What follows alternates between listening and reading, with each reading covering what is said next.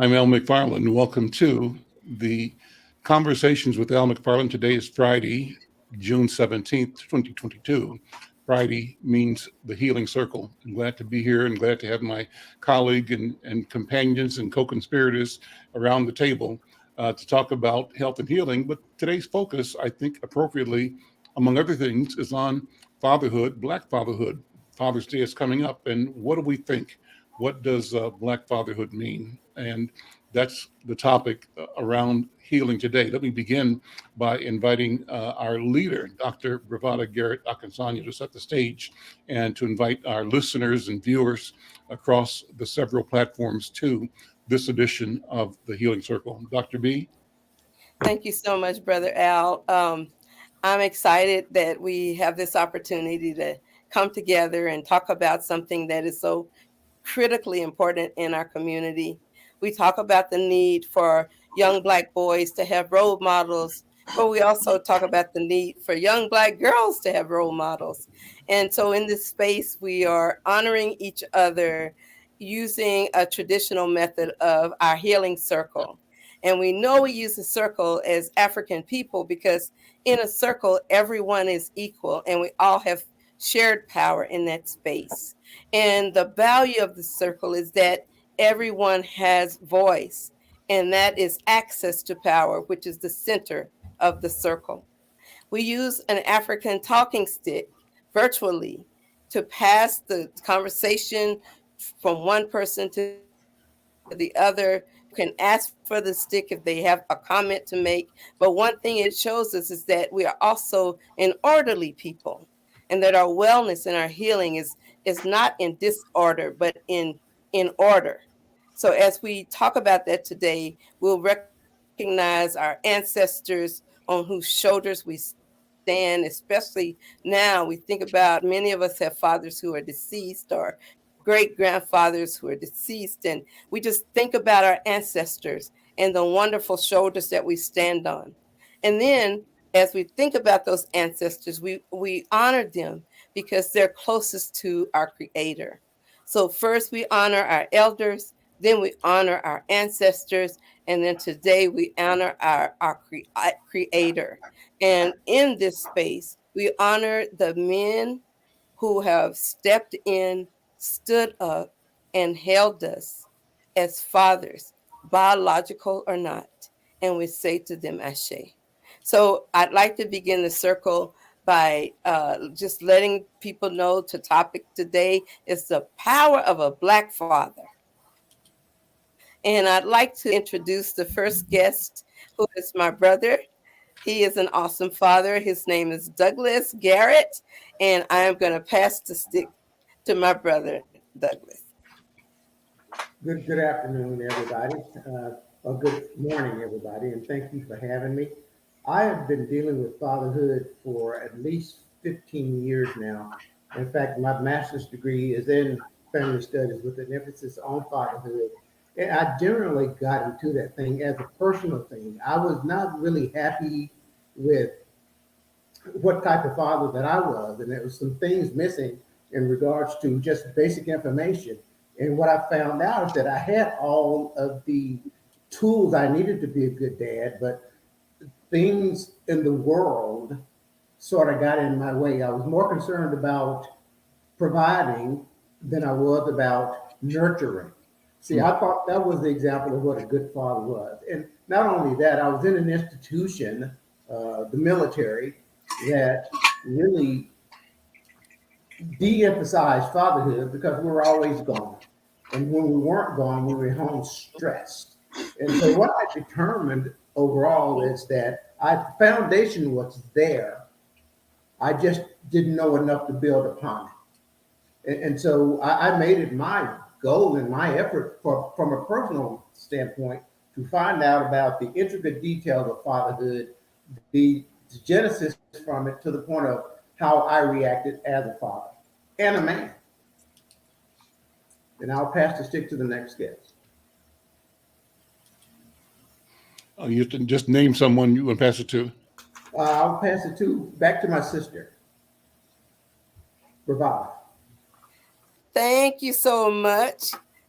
Now, my brother, I don't think he said it was in the military, but did he tell you his rank? Brother Douglas, can you tell us your rank in the military? Yeah, I retired as a major. I started out as an enlisted E1, and I saw that education was the foundation to success. And so I came out and got my degree and went back as an officer. And I retired as a major in the United States Army. Thank you, brother. I just wanted to give you that shout out. Mhm. And Yep. so I will I honor you for that and your service. And I pass the talking stick to my illustrious co-leader, Al McFarland. Thank you. Thank you. Let's see. Let me change our screen here, share the screen. Well, thank you, Brother Douglas. Thank you for your service. I'm a veteran too. And just a short period of time as an enlisted man in the Navy, 2 years of active duty and 4 years of reserve duty.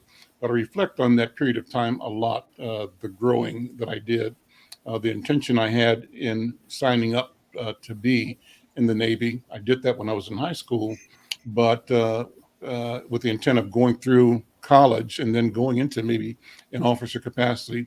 It didn't happen that way because at, at my freshman year at Morehouse, I ran into, I think it was Ralph Featherstone and Julian Bond and all the people that were involved with SNCC, Student Nonviolent Violent Coordinating Committee, and hung out with them. And in a sense, in my mind, looking back, became radicalized or questioning the posture of our country and the use of our military.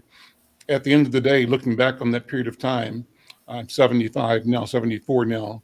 I treasure and value the experience of being in the military. I think the process is a good one that helps individuals mature.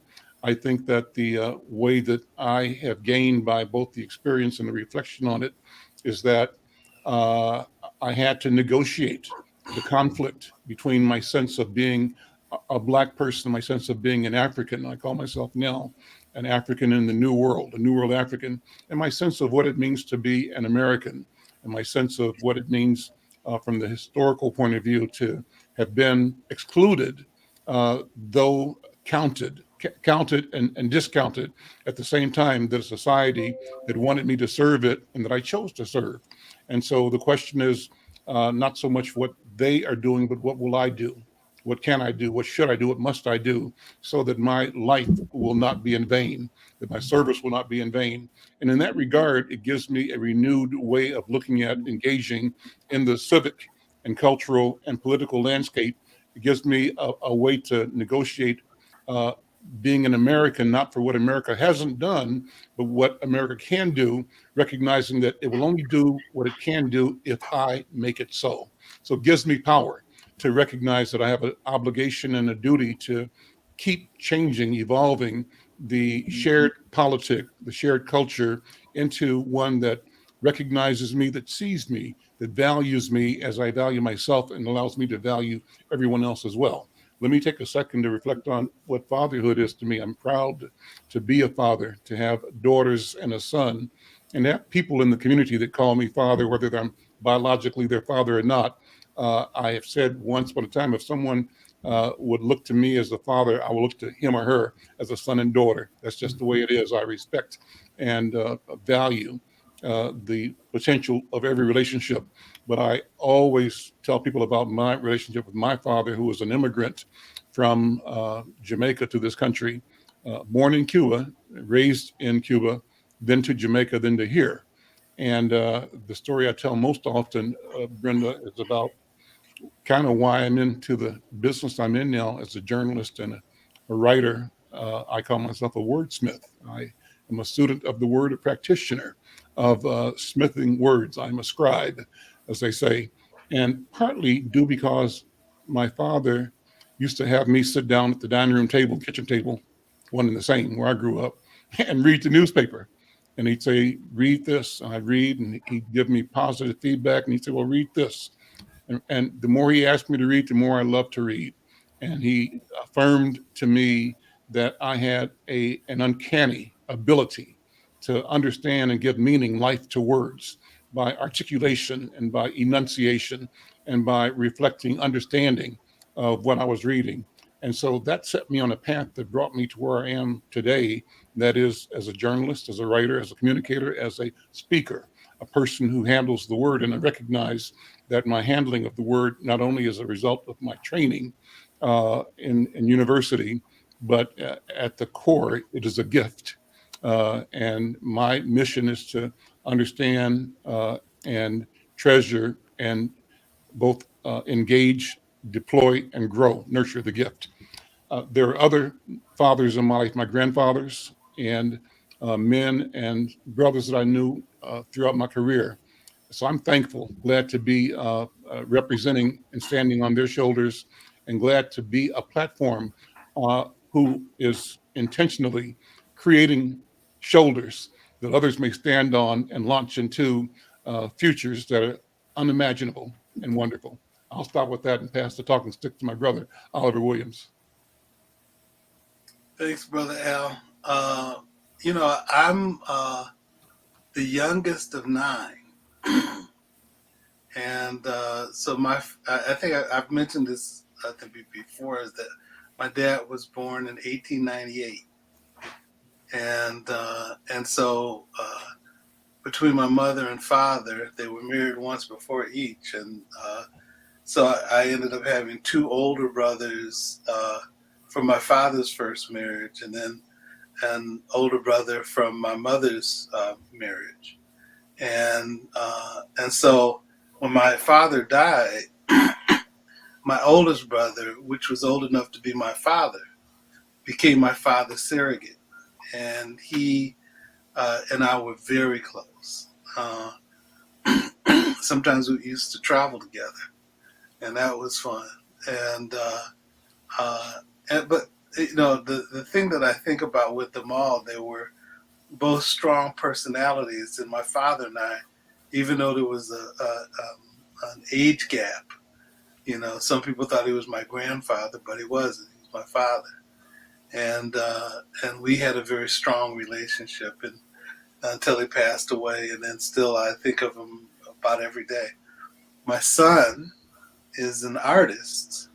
So my son for one Father's Day, drew a portrait of my dad, and that sits in the dining room. But then he ended up drawing a picture of the two of us together, and we have pictures, some interesting ones. And just a recommendation, Al. It would be interesting to have our sons on the show, and to talk about fatherhood. And now my son doesn't have any children as yet. We're hoping for a child, a grandchild, but I think he's got some insights about fatherhood that will be real important in the critical events in his life. And so, like you, Al, my son ends up having a mother, as you know, Sonia, from Puerto Rico. And so we ended up having Sam go to Spanish immersion school. And so Sam is bilingual, but he's a good spirit. And I've had a chance to do some things around fatherhood, responsible fatherhood organizations. There's a brother that I know that's in Baltimore. Actually, two that I know. One person's name is Dr. Johnny Rice, who has done some interesting things in the area of fatherhood. And another person I met actually through Marty Erickson. I used to be the chair of the Children, Youth, and Family Consortium with that Marty developed. And she used to be the person that would organize the fatherhood conferences every year, that many of which ended up taking place in Tennessee. And she used to organize them for Al Gore.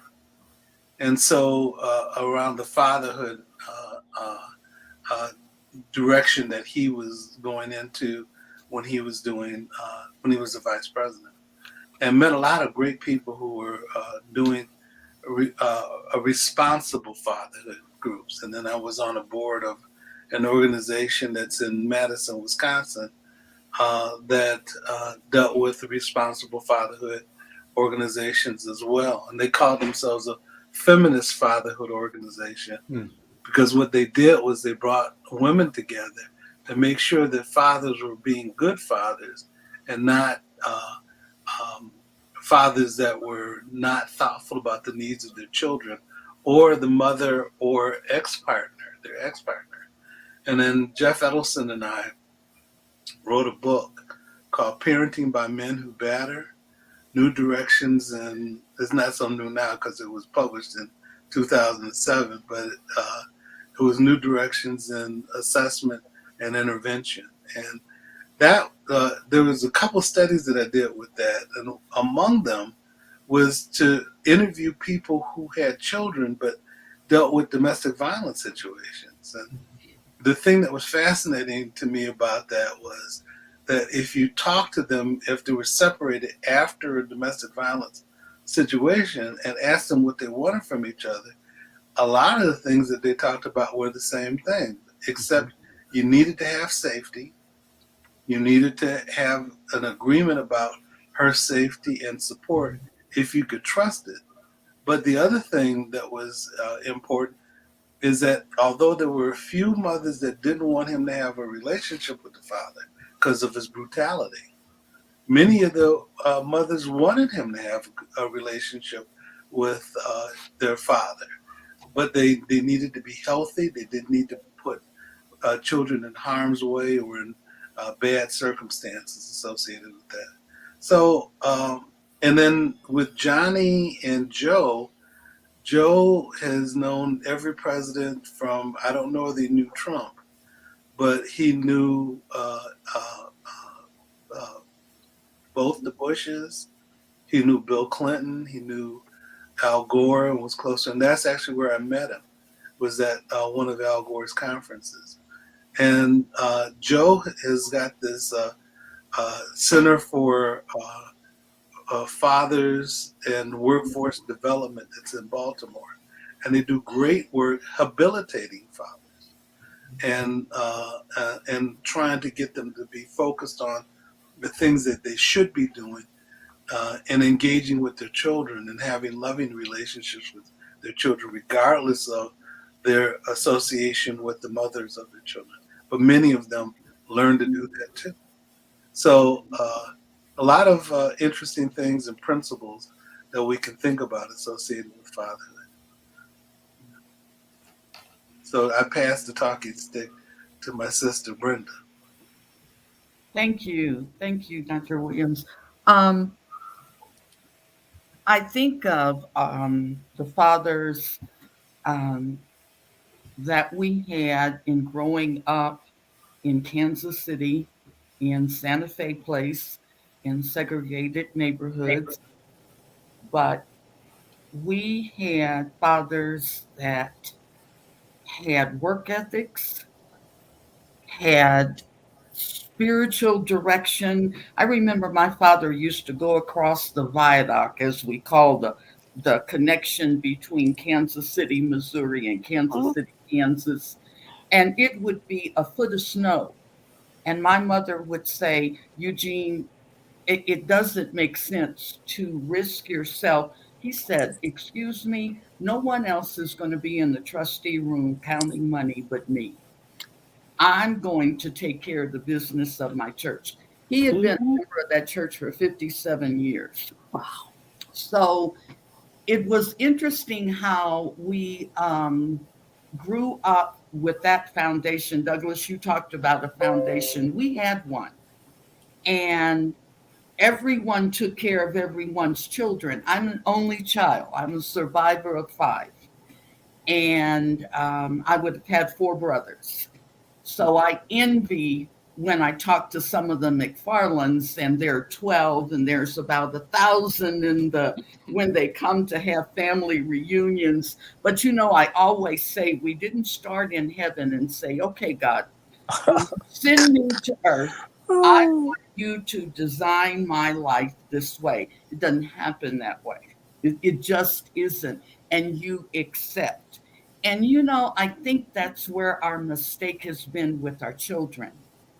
We have not taught our children to accept what we cannot control. And I'm doing a piece for the New York. It's a black student um, magazine that comes out of Brooklyn, and it's called "What Happened to Easter." Mm. And I remember how important Easter was. I didn't like the bonnets. My children didn't like wearing Easter bonnets and white gloves or whatever, but that foundation was there. We knew the standards that we grew up with. And Yusef and I talked about this one time because both of our fathers talked about the importance of typing. And I remember this so vividly with my dad, because everything went into me. You have an only child, so, whatever they could do for this child. And it was like, I don't want to type. I don't like the teacher, Linzel Smith. He uses a ruler, and when we're not curving our hands, I want to drive. He said I could teach you to drive. You're going to take shorthand and you're going to learn to type because it leads to all kinds of jobs. And so Yusef and I talked about that on the show one day. I don't know what I would have done if I didn't know how to type. So there were just simple things that they taught us and standards. We weren't ashamed of being black. We were tough. Right And, on. and we studied and we read. Okay, you're not going to open the library. Our parents found books and they found magazines. And as a matter of fact, Al and I in kindergarten were taught out of disposed National Geographic. And I remember many lessons that Fern Webster did out of National Geographic. They made a way. That and last comment, I never will forget it. We're inside sitting on the floor because, we tell the story about the school we were supposed to be going to during white flight. Um, and our parents were outside picketing with handmade signs. And I keep wondering, can we get back to that? Can we get back to standing up for our children and saying, and I think Colonel Rabb said that one time when he said, no more, not in my community. And that's what our parents said. No more. We're going to have good schools for our kids, and we're going to support our teachers, and our children are going to have decent parks. And we did. Brooklyn Park was a lot of fun, a lot of good memories. It was across the street from where the McFarlands and Al's cousins lived. And my aunt lived right down the street. So we'd cross Brooklyn and we'd spend a day at Brooklyn Park. But our parents were close by, and if they weren't close by, there were neighbors who knew everybody's kids, and if one was missing or if one got in trouble, there we were. They weren't violent parents. They didn't, not the profanity and not the beatings. Sometimes my grandmother would skin a switch that she would use, but otherwise, good memories. My parents were married for 62 years. Praise Um, be. and my mother made a birthday cake and a Father's Day cake until she couldn't stand at the stove. Wow. Never failed. Mm. So good memories. And when I type, I think of my father. He would love the fact that I, was an educator and the fact that I started writing in my old age. But anyway, I'm going to pass it to back to Al, I didn't know if you wanted Mr. Lewis to. Sure, no, Brother Lewis, jump in. Roy Lewis. So let me introduce you. Roy's been on before, but he's a friend of mine and a celebrated, uh, internationally acclaimed photographer, artist, videographer, and always a pleasure to see him and have him here. By the way, Roy, a person called me yesterday from California saying, I saw Roy on TV, that he saw you in the gallery taking pictures and you're Right. documenting the hearings. That was why I was calling you, because I was say, Al, do you need a spread from the hearings? I do. That's what I was Absolutely. calling you about. And for me to be calling in on your dad's day or Father's Day, timing is just about everything in photography. But this is warms my heart because you know, I have 4 children, and I'm a single parent for a long time. And I was thinking about the way that talked about that Easter piece and the Christmas programs and all those things that set you up for learn how to speak in front of an audience, and all of that, the church structure piece that was so firm in our community in helping to create an safe environment for our children, and structure around that. That's not happening too much now. You got the mega churches and all the money, but we got to get back to. We had a situation here where I covered something called a living well. It's close to a creek over in Southeast, and it's a situation where they brought the farm into the city, and they had rows of okra and little children running through the. And as I was saying this, and I said the next time I get close to the mayor, I'm going to say this. This isn't one answer to the gun violence and to children, allowing them to be in situations where earth is involved, growing food is involved, and parents are there with them. And it's just the fact that I would call you on this day and you all are doing this program. And they got chickens out there. They've got mainly the farm piece, but they got a section where elders can sit around a circle and, almost like the circle thing. But the main thing is that it's peaceful and quiet. And so our children need peace and quiet. The games that they grow up on, the TV programs that they grow up on are programming them to be violent. I think they are. And this place is so peaceful and quiet. You go into it, it's protected. They have fences and stuff, but I'm going to go out there and just sit around the trees. And it's a creek there. So I grew up in Mississippi next to the Mississippi River. So water and movement of water, all this stuff helps, I think, to lower the temperature, lower the hostility. If they're in an environment where the children can run around and there was face painting, and young lady said, take that picture over there, because you don't see boys playing like that. It's just, when you get in an environment, I think that's such an important part in a family's life. What they did, what the sister was talking about, was an environment. Her dad said, I'm going to do this because it's over there and I need to do this. Structure. We need more structure, and stop just using the word love like it's some sort of slogan. It's more than a word. I've been on my soapbox, and I'll stand behind that. Thank you all for listening to me. Roy, Thank you. thank you for joining the program, Roy. I was going to ask you to talk about what you're doing with the hearings. I mean, what's going on is so important. What are you feeling and seeing and hearing with the uh, um, committee on January 6th? Well, what I'm seeing is my congressperson, Benny, now is his district has been expanded to include my area, so that Adams County is now in his district. So literally, I'm his photographer now. That Mm, means a lot on the Hill, in the sense of you being your representative photographer. I've been covering Ben for a long time.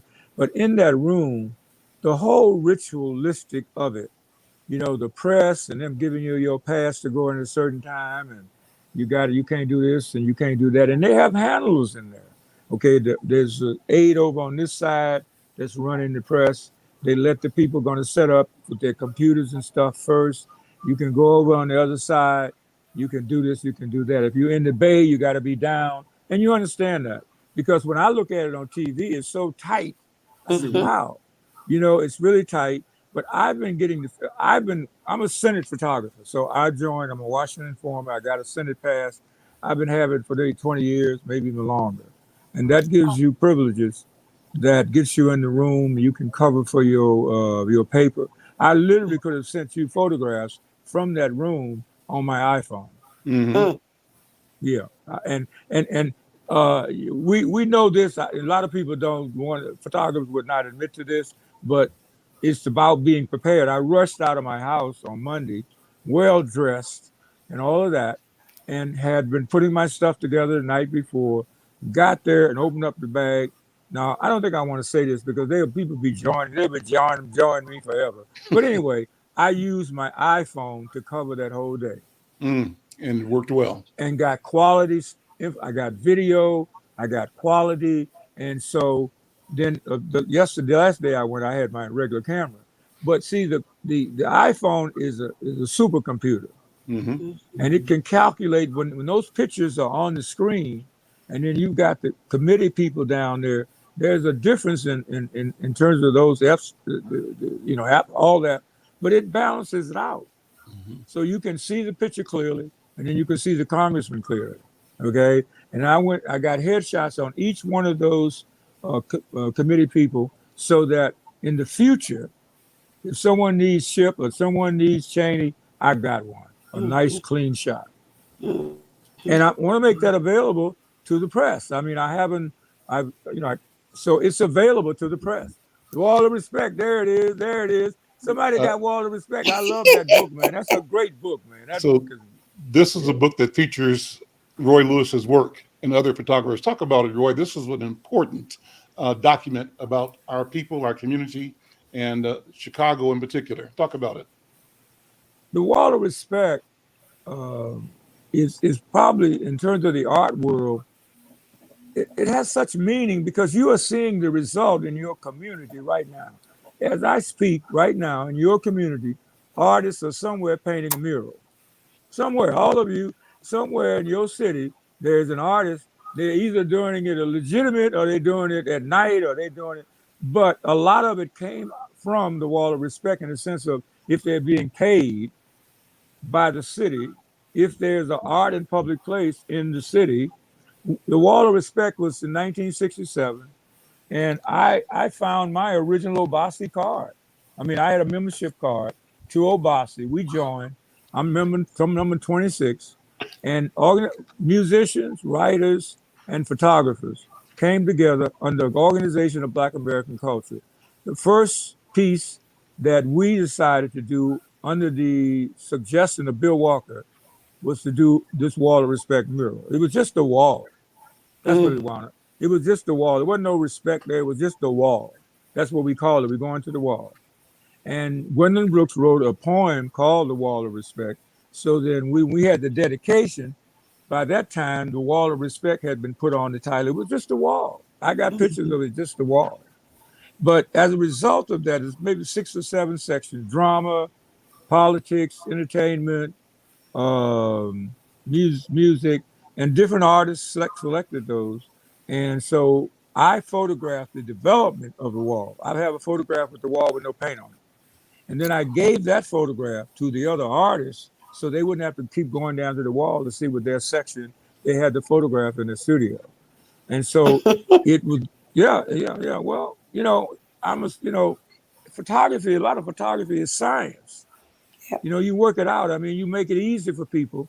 It's like if you have a client, you do everything all right and they don't have to do too much. All they do is say yes or no or sign the check. Do it all for them. And then that client might call you back because they Roy makes it easy. You know what I mean? It makes it easy. mhm, So work with your clients as opposed to Jim can tell you, I work with him.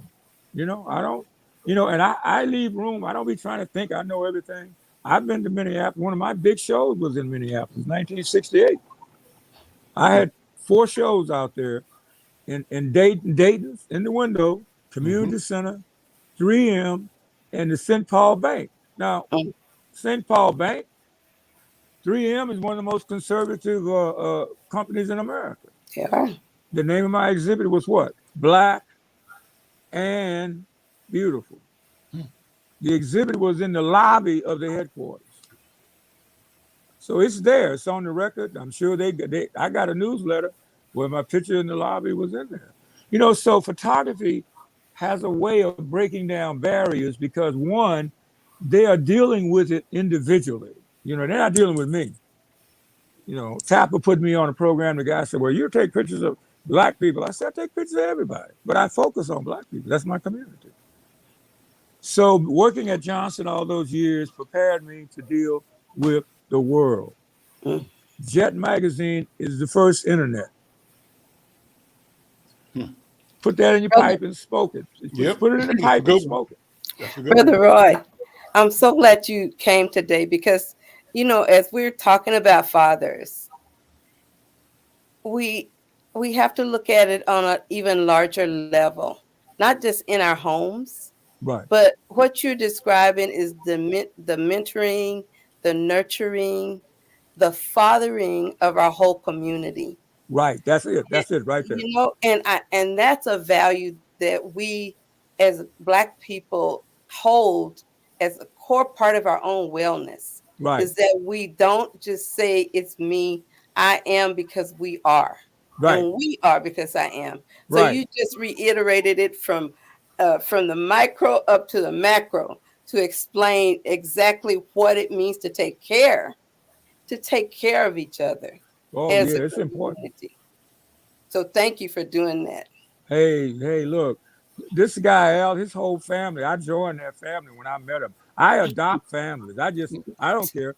My mother died when I was 5 years old, so I be looking for good parenting. And those parents, people saw me coming, and they planted seeds. John H. Johnson, my first, Mr. Johnson saw me coming. Actually, I got the job because my godmother taught him in Arkansas, and she said, Joe, when you go to Chicago, go by Johnson. He gave me the job. I was 19 years old, right out of high school. See, that's But I family. had a craft. I had a craft. Yeah, And but then that's family. you See, got to that's have a how you get craft. family. That's right. You get family. So, brother Douglas, this is my real brother Douglas. Uh, as you hear us talking about the civic component, the social justice component around being family and community, how does that hit you in terms of your work with fathers that you've been doing off and on all these years? Well, how I look at fatherhood, I look at it first of all from a self-reflection perspective. And when I go into conferences and workshops with fathers, the first thing I like to do is find out the foundation of how they see fatherhood. And that usually starts with their families. And when you look at the social economic effects of Black and brown men in America, you can see that we start behind. Uh, the statistics are always against us. And really, when we look at the statistics of fatherlessness and fatherhood absence, it reflects a community issue, and it's basically our community. So, what I like to do with fathers is sit down and talk to them about how they view fatherhood and what their family life was like. And what you find out is that there's a common denominator, and it's what I call a generational fatherhood. I almost how do I term it as the generational sin, and it varies from community to community. And I try to take what I call a life course perspective approach, and to see what shaped their views of fatherhood. And what you find a lot again is that these are poor families. These are families that were raised without fathers. And when you look at that community is reflective of that attitude with those young men and women. So my approach basically is get to know the person and try to change their ideology about fatherhood and try not to shame them. A lot of times we shame our young Black and brown men and women into things like that, when a lot of times it's beyond their ability to control. And so what I try to do is allow them to find out what they can control and to use that. And another thing I'd like to do is I stress the importance of relationships. Why are you in a relationship? How do you view a relationship? Are you in it seriously, or are you in it just to have fun? Now, let me just give you a personal history about me. When I was 17 years old, I got married. Why did I get married? Oh, Because I got a young lady pregnant. Right, It wasn't an option for me. You get her pregnant, you marry her.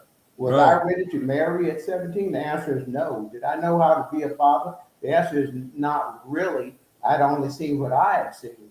So I didn't know the science of fatherhood. I didn't factor in the social economic perspective of that. Mhm. I didn't factor Yep. in the quality of the relationship. I just factored in you got her pregnant and you married her. And so I went in sort of unprepared and I went straight from there because I couldn't find a job. I mean, I was in West Texas in 1971. And West Texas is about 20 years behind the rest of the world when it comes to the racist perspective. And so I couldn't even get a job in a service station. So my only option was the military. And I took full advantage of that. But you got to look at fatherhood when you look at it from the community. The community has to support one another, and we shouldn't shame young black men and brown men and women because they didn't have a foundation to prepare themselves for that. Now, what I found out later is that now that the roles of fatherhood has changed, it's no longer that perspective. There's no longer the attitude that fathers right now are the protectors and the providers. The roles are changing. Now women are in the workforce.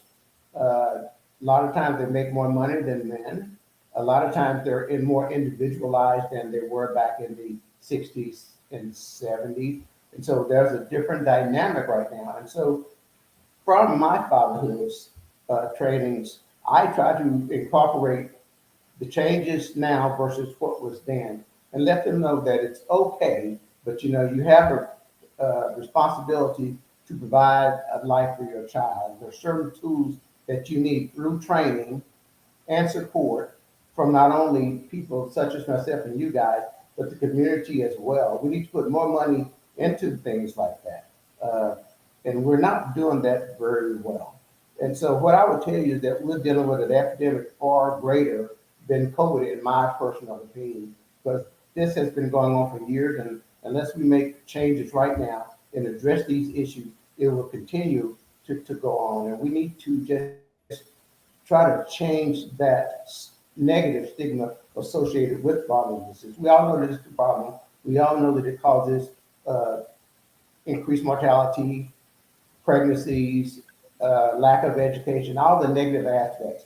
But let's look at some of the positive aspects of what can happen if we change those things. And so that's pretty well my focus right now. I try to use what I've learned throughout the years uh, or a mentorship process to help the younger generation maybe change this what I call generational curse of fatherhood, absence, and fatherlessness. And I'd like to pass the stick back to Roy.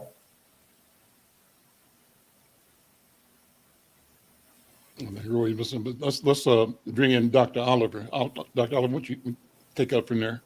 Okay. Yeah. I agree with what Brother Garrett had to say associated with it. One of the other things that I think too is when you talk about the contributions of fatherhood, it also helps to reduce suicide, from what people say.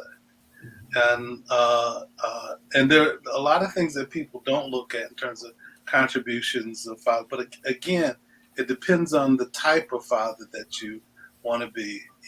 I was fortunate when I was growing up because, when I was a child, the expectations of fathers was the fact that what they would do is that they would contribute economically, which is a very important thing, that you had to sustain your family. And you did well in terms of if you sustained your families, that meant that you sustained your children and their well-being. But I had a father way before his time that was nurturing and caring and loving. And one of the things that I could think of about my dad, when you think of having unconditional positive regard and somebody who loved you and who was nurturing to you, that's the way my dad was. And I carry that with me too. And I think it gave me permission to be that way with my son.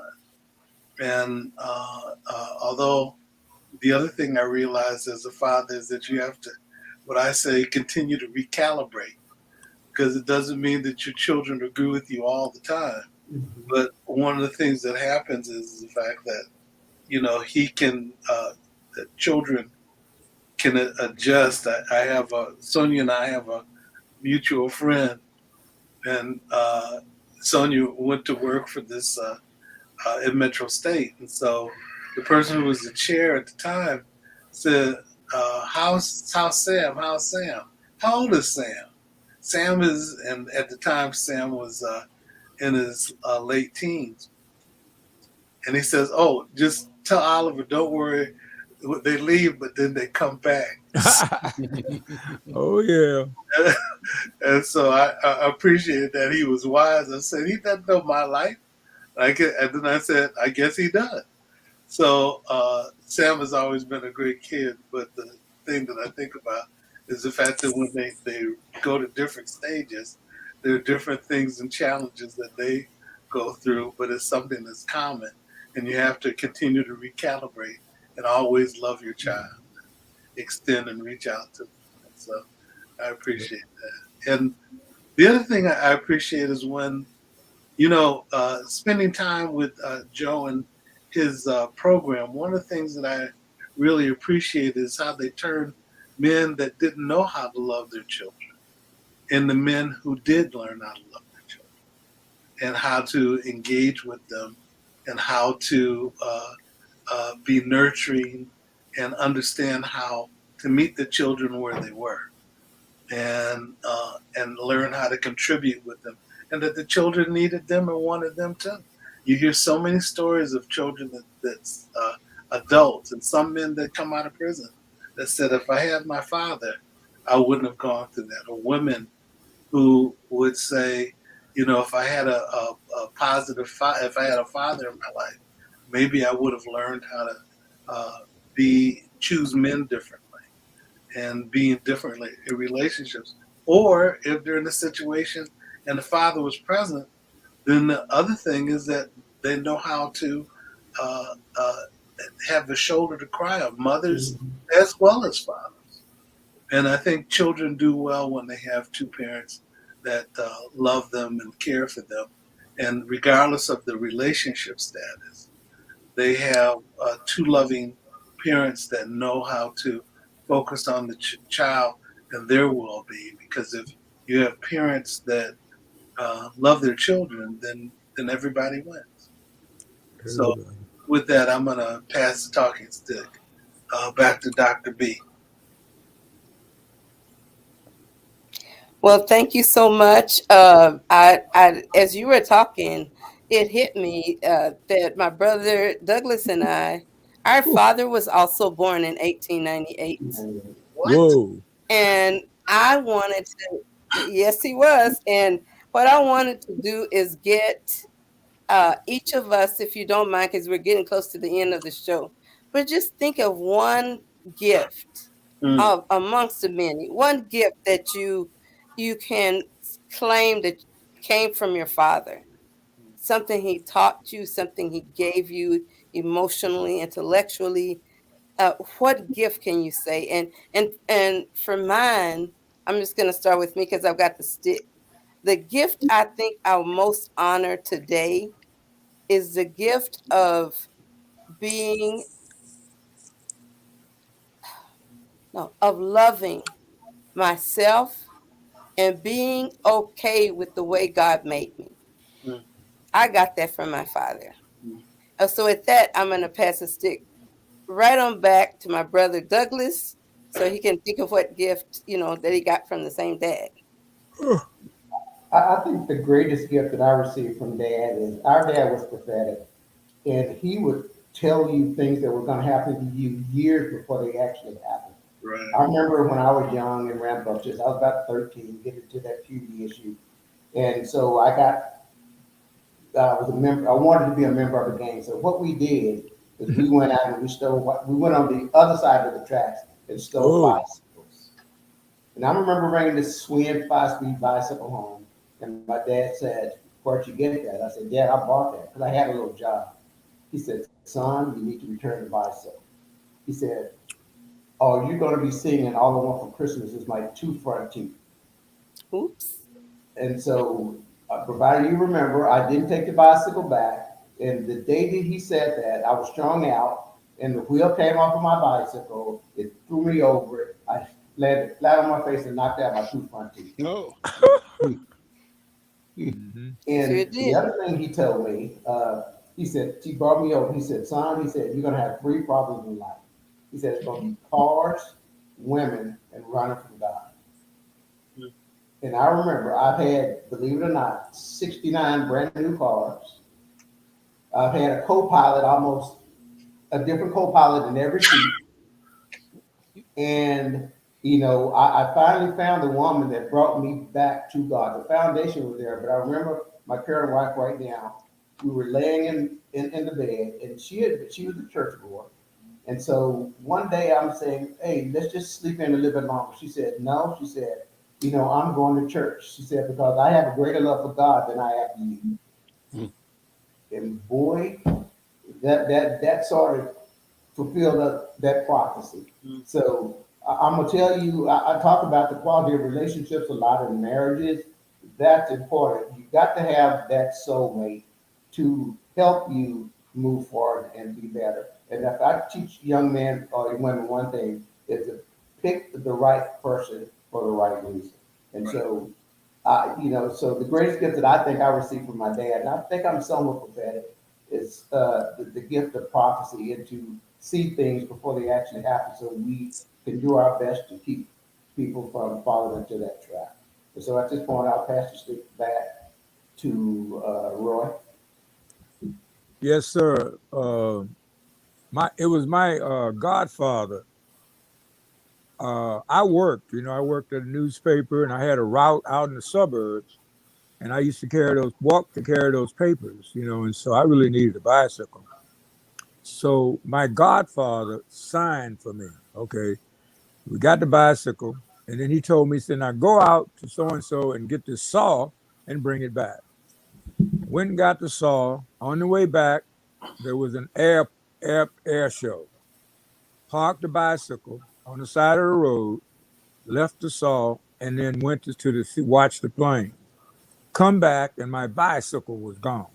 First day. Oh my God! I mean, So I went home. I went there and said, So he took me to the police station, make out the report, because I got to pay for this bicycle. And as we say, you got to pay for the bicycle. And then I lived across the street, so I went. So Sunday morning, a flashlight is in my face. Okay, flashlight's in my face. And then he take over the house. He got the bicycle. So now you see the responsibility. You see what I'm saying? He had the bike. He had come out there looking for me. He took the bike and put it in his car and the saw and took it home, and he didn't tell me. So that 12 hours or whatever it was, worrying about how I'm gonna pay for this bike, I still got my route. I never forgot that lesson. And so if you say you're gonna do something, do it. It's a responsibility. That's when I say I'm gonna do something, I'm gonna die trying. So who do you want to pass the stick to now? I love that lesson. Uh, I'm not in charge, but I don't know the process here. I'm Oh yeah, passing the you can stick. pass it to somebody who hasn't had it. I think Doug brother. is. Oh no, Okay, no, no. Al. yeah, brother Okay. Al hasn't had it All on right. this Thank you. question. Thank you, Roy. What a great question and what great answers. I'll be brief with mine. I think I mentioned it on the early side, and the gift among many that one I'll speak about is the sense that I have that I can be, or that I am, a polyglot, a person who has the capacity to understand languages, and I speak several languages, a couple of them fluently. But what I know is that as a communicator journalist, I have the ability to go anywhere on planet Earth Right, and get right, the story right. because I know the word. So I attribute that to my father. I'm going to pass the talking stick to Sister Brenda. Oh, I'll make mine quick. Um, I loved my father for his respect for women, his mother and his wife, and the way he treated women, and the way he expected men to look at his daughter the same way. I Right. didn't heed to everything that he tried to teach me in that area and in the area of finance. He was very meticulous about his bills and records and saving. I had a savings account at one of the first black banks, Douglas State Bank, when I was 5 years old, and that was a big Oh, thing to dress up and go into the bank and empty out my piggy bank. So I didn't heed to that, but I learned the hard way. And I think the other thing was teaching me about the world outside. We traveled with the Green Book across the country, going west from the age I was even at the World's Fair and didn't appreciate it because the whites wouldn't get on the rides, and they would pass up a ride to keep from riding with me, and that was very hurtful. But he wanted me to see more than he had seen. So I think the importance of education, the importance of knowing that there's a big world out there, and respect for women and God. and Love God. God. Yeah. Yeah, no question. He might, and he drank. I think if I was growing up during that time and was called boy all the time, You would be drinking too. called an Oreo cookie by the Woo. blacks, and being arrested every time you drove an Allied van line truck across north of the river. I drink too on the weekends, but you know what? He'd go to work with the flu. He was not going to miss work, and he knew the importance of that check because he wanted my mother to stay at home and take care of her child. There you go. So, anyway, a lot of good things. I didn't listen all the time, um, but I remember his love. He couldn't express it all the time because he was a broken man, but the post office got all types of inventions from him and gave him $500 every time. But he didn't have lawyers for patents and stuff like that. He was a brilliant man, Mm. Ah. didn't have the opportunity. So Uh, those were my memories. And he was a good looking man. uh-oh. Look out. Look native, out. native and black, and he was just a good looking man. Yeah. Voila. That's good. And the last person who has the stick would be Oliver. You got about 30 seconds, brother. Sorry. Okay, I'll be quick too. I think first thing is unconditional positive regard I got from my dad. I knew that he loved me and never a question about it. I knew that he nurtured me. And the other thing is he's a good looking guy too. Well, see. Very stylish. He, Yep. he would come home from work and change his shirt, so he would look sharp, but he had these suits. And so he was somebody that to look up to and to admire. And I like the way that he related to my mom too. Thank you. So, Well, with that. to all of you, with that, I'll take the stick and pass it back to our bye-bye, Brother Al. And in honor of each of you brothers, I just want to say how great and marvelous and wonderful you are, how grateful I am to even sit among you, to know you, to see you. You are gifts to not just us, but you truly community treasures. And when you don't feel like it, just remember this day, mighty big shoulders. And we are honored to love you and to know you. And happy Father's Day. Amen. With that, I'll pass. Thank you. I think that's a mic drop one more time. So Yeah. with that, boom, with boom. that, boom. thank you all, brothers. Thank you, sisters. Thank you. And we'll see you next time. Take care. Roy, enjoy the hearings. We Yeah. want to see Oh, some that, pictures. listen, Listen, I'm representing a lot of people. I have to style in that everything. I'm very stylistic in that hearing. Send me some pictures. Send me a photo spread. We'll do it. Yes, we got it. All You right, got it thank you. coming. Take care. Bye-bye, everybody. Take care. See you guys next week. Okay, take Bye care. bye. Bye-bye. Douglas, thank you, man. Bye bye. Thank Appreciate you. it. Thank you for having me. Yeah, Nice thanks, Doug. meeting you.